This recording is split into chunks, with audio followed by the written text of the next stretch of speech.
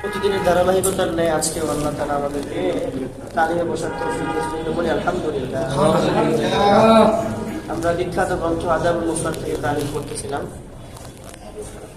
এবং এই কিতাবটা আলহামদুলিল্লাহ আদব সংক্রান্ত, শিষ্টাচার, ভদ্রতা, নৈতিকতা এই সংক্রান্ত কিতাব। ইমাম বুখারী রাহমাতুল্লাহ আলাইহি এই কিতাবটা লিখেছেন। এই পুরো কিতাবটাই আদব সংক্রান্ত, মানুষের সাথে মানুষের ব্যবহার কি হবে, আদব কি হবে, এই বিষয়ে। এখন আদব সংক্রান্ত বিষয়গুলো আলোচনা করতে গিয়ে সর্বপ্রথম মানুষের কাছে মানুষের আদব কায়দা শুরু হয় ঘর থেকে। আদব শুরু ঘর থেকে, তো ঘর থেকে আদব কায়দা শুরু হলে সর্বপ্রথম ঘরে আদব পাওয়ার যোগ্য অধিকার রাখে বাবা মা। সুবহানাল্লাহ। আমরা এই অধ্যায়গুলো পড়তেছিলাম, অনেকগুলো অধ্যায় আমরা পড়ছি। আজকে যে বিষয় সেটা হলো পিতা মাতাকে গালি না দেওয়া। শিরোনামটা কি? পিতা মাতাকে গালি না দেওয়া। حدثنا محمد بن كثير قال أخبرنا سفيان قال عن عبد الله بن عمرو قال قال النبي صلى الله عليه وسلم من الكبائر أن يشتم الرجل والديه فقالوا كيف يشتم؟ قال يشتم الرجل فيشتم أباه وأمه। আব্দুল্লাহ ইবনে আমর রাদিয়াল্লাহু আনহুমা বলেন, নবী করিম সাল্লাল্লাহু আলাইহি ওয়াসাল্লাম বলেছেন, কবিরা গুনাহ সমূহের একটি হলো, অনেকগুলো কবিরা গুনাহ, এর মধ্যে কবিরা গুনাহ সমূহের মধ্যে একটি গুরুত্বপূর্ণ কবিরা গুনাহ হলো নিজ পিতা মাতাকে গালি দেওয়া। বাবা মাকে গালি দেওয়া কি কবিরা গুনাহ। এরকম অপদার্থ সন্তান সমাজে নাই, কম না বেশি? অনেক বেশি। এরকম বহুত অপদার্থ সন্তান আছে সমাজের মধ্যে, বাপ মাকে গালি দেয়। সাহাবীগণ বললেন, কেউ কি নিজের পিতা মাতাকে গালি দিতে পারে? নবীজি বলতেছে, ইয়া রাসূলুল্লাহ, নিজের বাপ মাকে গালি দিতে পারে?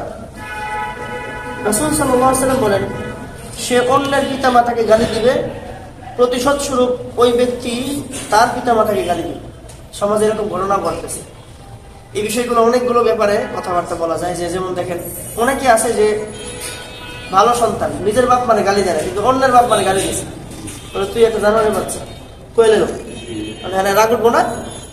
সে কি কইব, তুইও তো জানোয়ারের বাচ্চা। তাহলে এখন আপনার বাপ মানে গালি শোনাইলেন, আমার বাপ মানে আমি গালি শোনাইলাম। মানে নিজের বাপ মানে গালি শোনাইলো নিজে। এখন এটা ধর্মের বিষয় তো হইতে পারে।